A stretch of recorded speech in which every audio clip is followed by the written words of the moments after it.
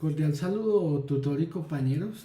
Respecto a la guía de actividades de la fase 4, Filosofía del Derecho, vamos a analizar las teorías de la justicia de tres autores, de John Rawls, Amartya Sen y Robert Nozick. Estos tres autores tienen tres teorías de la justicia. Entonces vamos a hablar sobre una característica y cada uno qué opina de cada una de ellas. Entonces, el enfoque principal en la teoría de la justicia de John Rawls es una justicia como equidad. En Amartya Sen es la justicia como capacidad. Y en Robert Nozick es la justicia como titularidad, es decir, a los derechos. Entonces, otra característica es la idea central, ¿no? Entonces, la idea central en John Rawls es distribución justa de bienes primarios y oportunidades bajo un velo de ignorancia. La idea central en Amartya Sen es la expansión de las libertades y capacidades reales de las personas. Y en Robert Nozick, su idea central es la protección de los derechos individuales, especialmente la propiedad. Otra característica son los bienes primarios. Entonces, los bienes primarios en la teoría de justicia de John Rawls es derechos, libertades, oportunidades, ingreso, riqueza y autoestima. Los bienes primarios en Amartya Sen pues son las capacidades, ¿no? Desarrollar habilidades para lograr que estos funcionen de manera adecuada.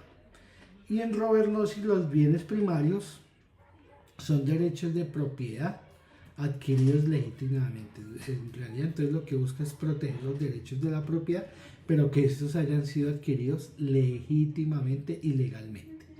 Entonces, en estas teorías de la justicia también hay otra característica que es el rol del Estado, el rol que el Estado debe desempeñar en estas teorías, ¿no? Entonces, en el caso de John Rawls,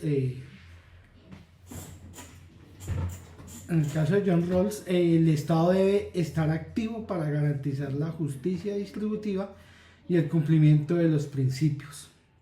En el caso de Amartya Sen, hay que el Estado remover esos obstáculos que se interponen en el acceso a los bienes públicos para que puedan tenerlos los ciudadanos de una mejor manera.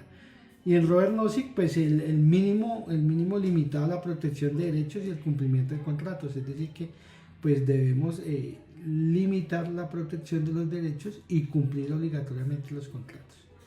En el caso de otra característica es la desigualdad.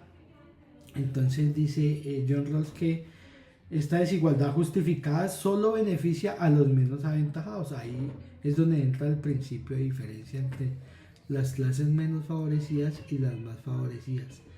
¿Qué diferencia hay entre esas clases? Y cómo justificar eso para que las dos tengan como ese equilibrio y no se vea una más perjudicada que la otra. Respecto a Amartya Sen, entonces se limita a las capacidades de las personas, ¿no? Entonces, muchas veces estas capacidades son injustas y favorecen a unos y a otros no. Entonces, la desigualdad en Robert Nozick, él dice que es injusta si solo resulta en la violación de los derechos o en la adquisición o en la transferencia. Él se basa más que todo es en la propiedad, ¿no? En la propiedad como tal. También pues otra característica es el mecanismo principal. En John Rawls, la posición original y el velo de ignorancia.